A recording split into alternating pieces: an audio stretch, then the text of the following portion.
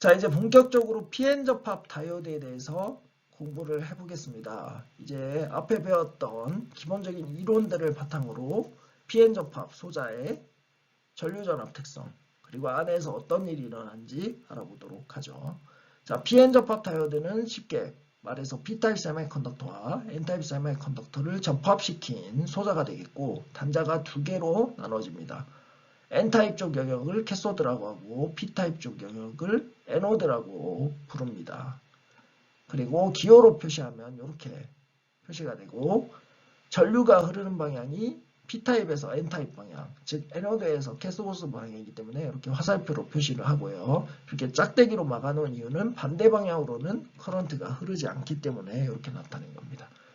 자, 먼저 미리 얘기하자면 다이오드의 전압분의 전류 특성을 살펴보면 0V보다 큰 전압에서는 커런트가 익스포넨셜하게 변하는 걸 관찰할 수 있죠. 그리고 0보다 작은 전압에서는 일정한 전류가 흐르는 것을 알 수가 있습니다. 자, 우리가 차차 이거를 공부해 나가면서 왜 이러한 커런트 특성이 나타나는지 알아보도록 하겠습니다. 자, 본격적으로 이퀴리brium 컨디션 상태에서 P타입 세미컨덕터와 N타입 세미컨덕터를 접촉시켜서 PN 접합 다이오드를 만들 때 내부에 어떤 물리적인 현상들이 일어나는지 알아보도록 하겠습니다.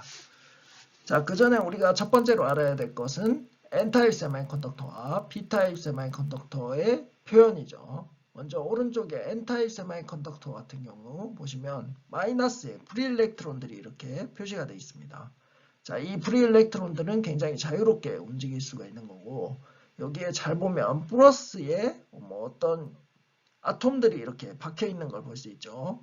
이것들은 도너 아톰을 의미하고요. 이 도너 아톰이 플러스 차지를 띠는 이유는 일렉트론을 하나 주기 때문에 플러스 차지를 띠고 있는 형태로 표현이 되는 겁니다.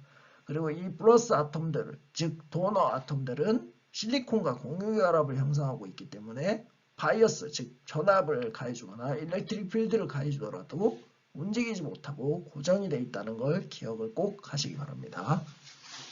자, 반대로 왼쪽에 P타입 세미컨덕터 같은 경우는 홀이 자유롭게 움직일 수 있게 표현이 되어 있죠. 그리고 억셉터 이온들이 이렇게 마이너스 전하를 띠는 픽스드 차지로 표현이 되어 있습니다. 그래서 P타입과 N타입 세미컨덕터를 붙였을 때 어떤 현상이 일어나냐? 첫 번째로 디퓨전 현상이 일어납니다. N타입 세미컨덕터에서는 일렉트론 농도가 굉장히 높죠. 그리고 홀 농도는 굉장히 낮습니다. 반면에 P타입 세미컨덕터에서는 홀의 농도가 굉장히 높고 일렉트론의 농도는 굉장히 낮죠. P타입 세미컨덕터라고 해서 일렉트론의 농도가 존재하지 않는 건 아닙니다. 왜냐, 매스 액션 로에 의해서 우리가 구하는 방법을 공부를 했었죠. 그렇기 때문에 농도가 존재한다는 걸 기억을 하시고, 그렇게 되면 첫 번째로 P타입 세미컨덕터에 있던 홀들이 N타입 세미컨덕터 쪽으로 디퓨전에 의해서 넘어가게 됩니다. 그리고 N타입 세미컨덕터에 있던 일렉트론들이 P타입 세미컨덕터 쪽으로 디퓨전돼서 넘어가죠. 각각의 일렉트론과 홀들이 디퓨전에 의해서 넘어가게 되면 반대쪽에서 캐리어들과 재결합을 하고 사라지게 됩니다. 자, 예를 들어서 이쪽에서 P타입 쪽으로 넘어간 전자는 여기에 있는 홀들과 서로 재결합을 해서 사라져버리게 되는 거죠. 그래서 이 접합 부근 근처에서 오로지 픽스드 차지만 존재하고 프리 캐리어 또는 프리 일렉트론 또는 프리 홀이 존재하지 않는 영역이 발생을 하게 됩니다. 이 영역을 디플리션 영역, 공핍 영역이라고 하고요. 여기에는 어떤 캐리어도 존재를 하지 않습니다. 그리고 내부적으로 일렉트릭 필드가 형성이 되는데 이 일렉트릭 필드는 픽스드 차지들에 의해서 발생해야 합니다. 즉 N타입 쪽에 플러스 차지를 띠고 있는 도너 아톰들, 그리고 P타입 세미컨덕터에 마이너스 차지를 띠고 있는 억셉터 아톰들에 의해서 발생을 하는 거죠. 자, 일렉트릭 필드가 이렇게 발생을 했다. 오른쪽에서 왼쪽으로 발생하죠. 그 이유는 도너 이온이 플러스 차지고 억셉터 이온이 마이너스 차지이기 때문입니다. 자, 이렇게 형성됐을 때 일렉트릭 필드 방향으로 홀이 이동을 하죠. 홀이 이렇게 이동을 하고 일렉트론은 이렇게 이동을 합니다. 그러면 각각의 마이너리티 캐리어, 낮은 농도지만 마이너리티 캐리어들이 일렉트릭 필드에 의해서 이동을 하죠. 그러면 이거를 밸런스를 맞추기 위해서 이쪽 공필 영역의 엣지 부분에서 추가적인 디퓨전 폴스가 발생을 해서 디퓨전이 일어납니다. 자, 그리고 나서 어떻게 되냐? 그리고 나서 이 일렉트릭 필드에서 아까 이동하는 현상에 의해서 이 엣지 부분에 추가적인 디퓨전 폴스가 이렇게 나타난다고 했었죠. 자, 이렇게 되고 나면 공핍 영역에 위스가 조금 더 늘어난 상태에서 고정이 돼버리겠죠. 밸런스를 맞추면서. 그래서 결국 이퀴리브리엄 컨디션 상태에서 드리프트 커런트 성분과 디퓨전 커런트 성분은 서로 밸런스를 맞춰서 토탈 커런트가 제로가 되게 이루어집니다. 즉 홀의 드리프트 커런트 성분과 홀의 디퓨전 커런트 성분은 크기가 똑같고 방향이 반대이고요. 일렉트론의 드리프트 커런트 성분과 일렉트론의 디퓨전 커런트 성분 또한 크기는 똑같고 방향이 반대인 결과가 나오게 되는 거죠. 자, 무슨 말인지 이해를 하셨죠? 자, 여기 일렉트릭 필드에 의해서 드리프트 커런트가 생성이 되는 거고 디퓨전 커런트는 이 엣지 부분에서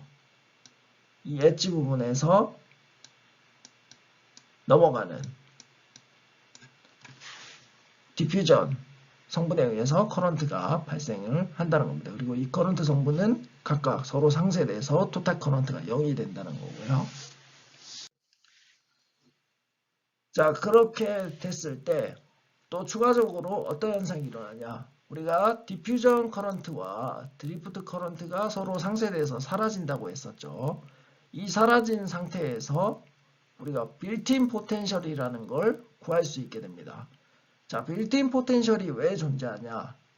자, 앞에서 그냥 간단히 P-타입 세미컨덕터와 N-타입 세미컨덕터를 접합시켰을 때 P-타입 세미컨덕터에는 마이너스에 픽스드 차지들이 존재한다 했죠. 그리고 플러스에 픽스드 차지가 N타입에 존재한다고 했고요. 그럼 결국 플러스와 마이너스에 의해서 일렉트릭 필드가 존재를 하죠. 그럼 일렉트릭 필드가 존재한다는 의미는 포텐셜 차이도 존재가 한다는 의미입니다. 그래서 빌트인 포텐셜이 내부적으로 형성이 되어 있는 거고 이 빌트인 포텐셜의 크기를 구하기 위해서 각각 디퓨전과 드리프트와 디퓨전 커런트 성분이 서로 상쇄된다는 사실을 활용을 하면 되죠. 그래서 홀 커런트에 대해서 얘기를 해보죠. 홀 커런트 JP는 일렉트리컬 차지 Q 곱하기 뮤 P PE 마이너스 DP DX DP로 표현이 됩니다. 근데 이퀴리브리엄 컨디션 상태에서 이것은 서로 캔슬 아웃, 즉 상쇄돼서 사라지기 때문에 0이 되는 거고 이걸 바탕으로 넘겨줘서 뮤 P는 뮤 PP는 DP, DX, DP로 나타내지게 되는 거고 여기서 일렉트릭 필드는 마이너스 무의 DX, DV로 표현이 된다는 걸 알 수가 있습니다. 자, 이거는 전자기학 시간에 다들 배운 내용이죠. 그래서 이 결과를 일렉트릭 필드에 대입을 해준 후에 서로 넘겨줘서 적분을 하게 됩니다. 적분을 하면 각각 VX2 마이너스 VX1 즉 VX2가 여기겠죠. VX2 마이너스 VX1은 µP 분의 DP, LN, PN, PP가 되죠. 여기서 PN 분의 PP는 NI 제곱분의 NAND로 변환이 되고 µP분의 DP는 Q분의 KT로 표현이 됩니다. 이렇게 표현되는 이유는 아인슈타인 릴레이션십 때문이죠. 그래서 결국 빌트인 포텐셜의 수식은 Q분의 KT 곱하기 LN NI 제곱분의 NAND가 된다는 걸 알 수가 있습니다. 즉, 이 빌트인 포텐셜은 결국 홀의 농도와 억셉터 홀의 농도와 일렉트론인 도너의 농도에 영향을 받는다는 것을 알 수가 있습니다. 자, 이큐리bri엄 컨디션 상태에서 PN 접합 다이오드의 에너지 밴드를 한번 그려볼까요? 자, 여러분 P타입 세미컨덕터와 N타입 세미컨덕터의 경우 에너지 밴드를 그릴 줄 아시죠? 각각 컨덕션 밴드와 밸런스 밴드가 존재를 할 때 P타입 세미컨덕터는 이 페르미 레벨 EF가 밸런스 밴드와 가깝게 위치를 하고 N타입 세미컨덕터는 EF가 컨덕션 밴드와 가깝게 위치를 합니다. 그래서 이거를 기억하시고 이 EF의 의미가 뭐냐? 그거는 절대 온도가 0K가 아닐 때 이 EF는 전자가 채워질 확률이 2분의 1인 에너지 레벨 위치라고 생각을 하면 되겠고요. 그래서 이 페르미 레벨이 컨덕션 밴드와 가까워진다는 의미는 페르미 디락 펑션 기억나시죠? 페르미 디락 펑션이 컨덕션 밴드와 가까워진다는 거죠. 그렇게 되면 이 컨덕션 밴드 위쪽에 일렉트론 농도가 커지게 된다는 걸 이야기합니다. 반면에 홀의 농도는 낮아지는 거고요. 그리고 EF가 밸런스 밴드와 가까워진다. 그렇게 되면 P타입 세미컨덕터는 홀의 농도가 커지고 일렉트론의 농도는 상대적으로 작아지게 되는 거죠. 자, 이거 궁금하신 학생들은 페르미 디락 펑션이랑 density of state 함수에 대해서 다시 한번 찾아서 공부를 해보시기 바랍니다. 자, 그리고 이퀴리브리엄 컨디션 상태에서 이 에너지 밴드는 어떻게 되냐? 일단 이퀴리브리엄 컨디션 상태라면 페르미 레벨이 컨스탄트하게 됩니다. 즉 변화가 없이 재료와 물질이야 뭐 이런 거 상관없이 항상 일정한 값을 가지게 되는 거죠. 그러면 우리가 이 두 개를 접합을 했을 때 페르미 레벨을 맞춰줘야 되겠죠. 그럼 간단하게 이쪽 P타입을 고정을 시킨다고 생각을 하고 이 N타입 쪽 에너지 밴드를 움직여서 맞춰준다고 생각을 해봅시다. 그러면 이쪽 아래쪽으로 내려야겠죠. 그러면 페르미 레벨을 이렇게 맞출 수가 있겠죠. 그러면 컨덕션 밴드와 밸런스 밴드에 무슨 일이 일어나냐면 밴딩이라는 현상이 일어납니다. 그래서 지금 이 아래 방향으로 내렸기 때문에 상대적으로 이렇게 컨덕션 밴드와 밸런스 밴드가 밴딩 되게 되죠. 그래서 이 밴딩 되는 크기는 빌트인 포텐셜을 나타나게 되고 단위는 일렉트론 볼트입니다. 에너지 레벨에서 단위가 일렉트론 볼트라는 건 다들 아시죠? 자, 이것까지 구했으면 다 된 거고요. 그래서 기본적으로 우리가 에너지 밴드는 그릴 줄 알아야 된다는 걸 기억을 하시면 되겠습니다. 우리가 만약에 소자를 분석하거나 할 때 반드시 이 에너지 밴드는 그릴 줄 알아야 됩니다. 그래서 이거를 그리는 연습을 많이 해보시고 그리고 이 에너지 밴드를 X축 기준으로 반전을 시켜준다 라고 생각을 해보죠. 그러면 그게 뭐가 되냐면 포텐셜이 됩니다. 이렇게 포텐셜이 되는 거고요. 그리고 이거를 미분해서 마이너스 부호를 붙여줘서 표현을 하면 일렉트릭 필드가 되죠. 그래서 지금 기울기가 이게 플러스인데 여기에 미분을 해주면서 마이너스 부호를 붙여준다. 그러면 이렇게 기울기가 점점 커지죠. 그래서 일렉트릭 필드가 이렇게 나타나게 됩니다. 그리고 일렉트릭 필드를 미분하면 차지 덴시티가 되죠. 그래서 이 기울기가 일정하니까 차지 덴시티는 지금 여기는 마이너스 부호죠. 맞죠? 그래서 마이너스 이쪽은 플러스이기 때문에 플러스 차지가 이렇게 나타납니다. 자, 이거는 물리전자 공학 시간에 다들 배웠던 내용이죠. 자, 그러면 PN 다이오드에서 리버스 바이어스가 걸렸을 때 어떤 현상이 일어나는지 알아보겠습니다. 리버스 바이어스가 걸렸다는 얘기는 이쪽 N타입의 전압이 P타입보다 훨씬 큰 경우를 얘기합니다. 즉 N타입의 플러스 전압, 상대적으로 높은 전압, 그리고 B타입의 마이너스 전압이 걸린 경우죠. 자, 이렇게 됐을 때 내부적으로 어떻게 변화가 일어나는지 먼저 살펴보도록 하겠습니다. 자, 첫 번째, 디플리션 영역이 리버스 바이어스 전압이 커지면 커질수록 증가하게 됩니다. 왜 증가하는지 이야기를 해보면 여기 지금 제가 마이너스 전압이 걸린다고 했고 여기 플러스 전압이 걸린다고 했죠. 여기에 플러스 전압이 걸리면 여기에 있는 프리 일렉트론들은 어느 쪽으로 이동을 하게 될까요? 이쪽으로 이동을 하죠.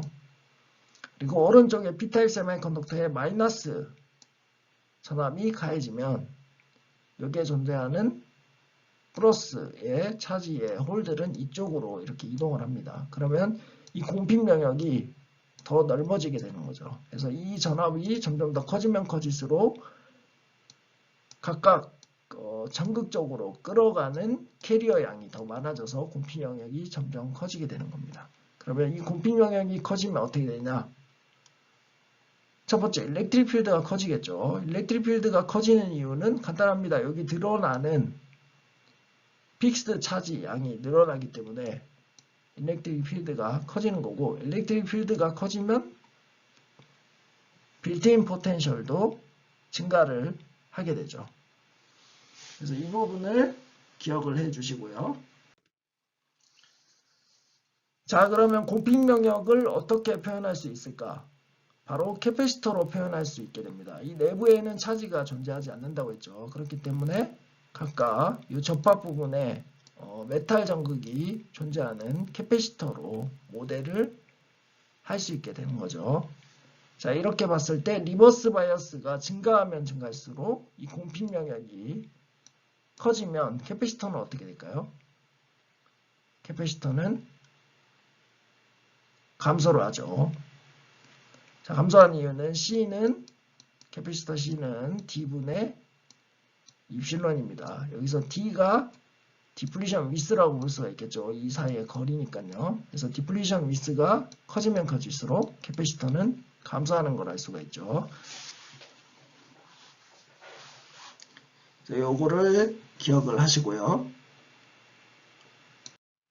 자, 비엔 접합 다이오드에서 리버스 바이어스 영역에서 우리가 볼테이지 디펜던트 캐패시턴스 특성을 구할 수가 있겠죠.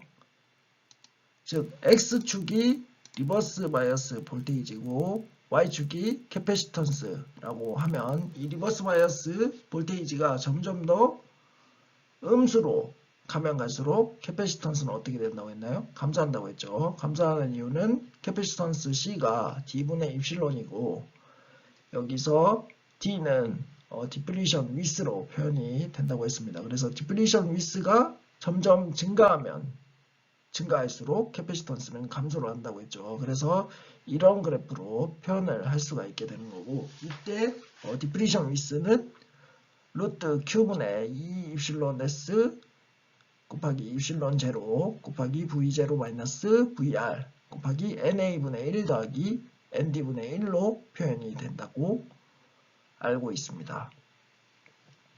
자, 그러면 CJ 즉 정시형 캐패시턴스는 풀어서 쓰면 이와 같은 식으로 표현을 할 수 있게 되고 이 CJ는 각각 도너 농도와 이쪽이 도너죠. 도너 농도와 억셉터 농도 그리고 리버스 바이어스 볼테이지에 따라서 변한다는 걸 알 수가 있죠. 자, 그래서 간단하게 볼테이지 디펜던트 정시형 캐패시턴스 수식은 이렇게 바꿔서 표현할 수가 있습니다. 여기서 CJ를 놓고 CJ 제로를 뭐라고 해야 될까요? 이퀴블리엄 컨디션 상태에서 바이어스를 가해주지 않았을 때 캐패시턴스라고 하죠. 즉 전압을 가해주지 않은 상태에서 캐패시턴스 값. 그렇게 되면 수식을 이렇게 표현할 수 있게 됩니다. 루트 1-V0분의 VR 분의 CJ 제로가 되는 거죠. 그래서 이 식으로부터 이러한 그래프가 나올 수 있다는 걸 알 수가 있습니다. 자, 그래서 PN 다이오드 리버스 바이어스에서는 볼테이지 디펜던트 캐패시터 특성을 알아야 된다는 걸 기억을 하시고, 이 특성을 이용해서 우리가 회로 설계 같은 걸 많이 합니다. 특히 오실레이터 같은 거를 설계할 때 이 리버스 바이어스 PN 접합 다이오드를 활용을 합니다.